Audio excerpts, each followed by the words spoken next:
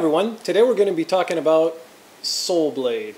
I did a video yesterday for it, but I didn't really like the way it turned out. It made it sound like the game was actually garbage, when in fact it's actually a very good game.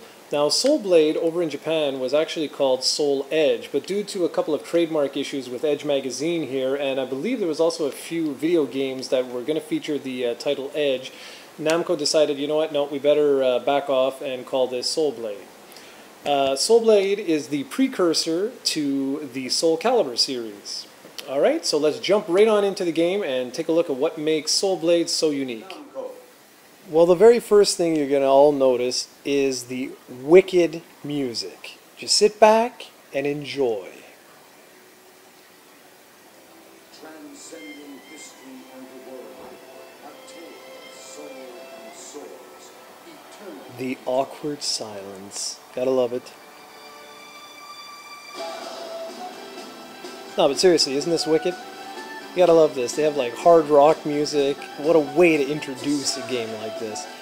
Okay, now, what makes Soul Blade so unique is the fact that at the time, it was one of the most technical fighters released on the original PlayStation, and that remains so all the way till today. It's funny because at the back of the box, well not the box of the jewel case, it actually says that it's more impressive than Tekken 2. That's right, Tekken 2. Anyways, Soul Blade was the second weapon-based fighter after Battle Arena Toshinden. Technically you could say Samurai Showdown was the first, but that's not really true. Anyways, what made this so unique was the fact that there were so many different button combinations. Like I said already, it was very technical. You could push your opponent outside of the ring to get a ring out, or you could knock him out, or you could wait till the timer was run out. I'm playing as Mitsurugi, and I'm just wicked. Actually, it's not true at all. Without the arcade stick, I'm actually pretty garbage at this game.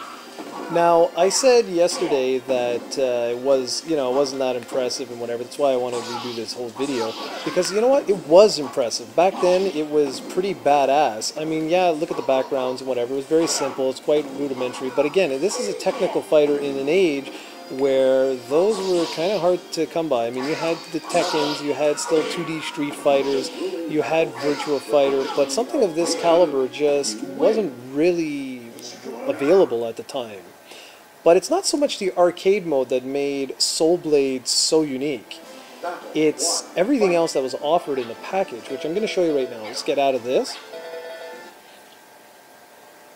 Okay, so we're going to be back here at the screen. So you'll notice there's a whole bunch of modes. We've got practice mode, survival mode, time attack mode, team battle mode, but it's the Edge Master mode that really separates this from the rest of the pack. Now this mode was featured in other Soul Caliburs, but at the time this was totally original. I mean, you picked one of your characters from, admittingly, a small roster of characters, and you played through almost like a story mode, if you will.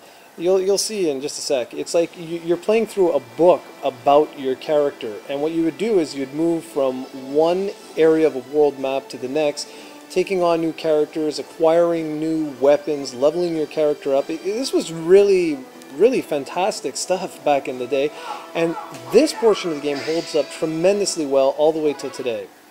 But I will stand by what I said in the previous video, which was the fact that it's not really worth it to go back and pick this one up, only because the other Soul Calibur titles are extremely easy to come by. I mean, you can find the original Soul Calibur for the Dreamcast for only a couple of bucks. You can find Soul Calibur 2 for the PlayStation 2, the Xbox, and the GameCube for, again, only a few bucks. And the series obviously has continued all the way into today.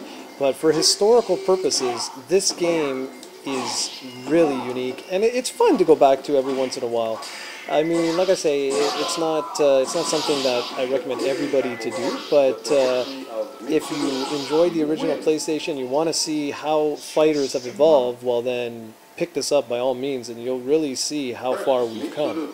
Now let's jump back into what this is. So I just beat Rock, and now I'm going up against like the Dark Mitsurugi, little Zelda reference there. And you'll see after I win this battle, what will happen is there'll be like an additional chapter to my story. and I'll also pick up a weapon, and then I'll move on the world map to another location, and then something special will happen to me.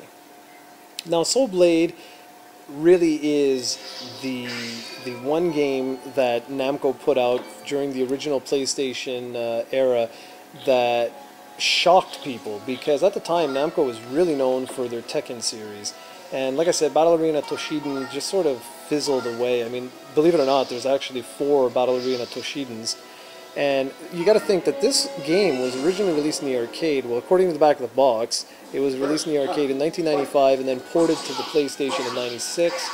Like I said before, there was not a Saturn version of this game, so if you've heard rumors of that, they're wrong. Okay, so I'm up against Taki now, so check this out. Watch my super skills. You're gonna like this. Ooh, that's gotta hurt. And because I'm just so wicked, I don't block anything. And you lose.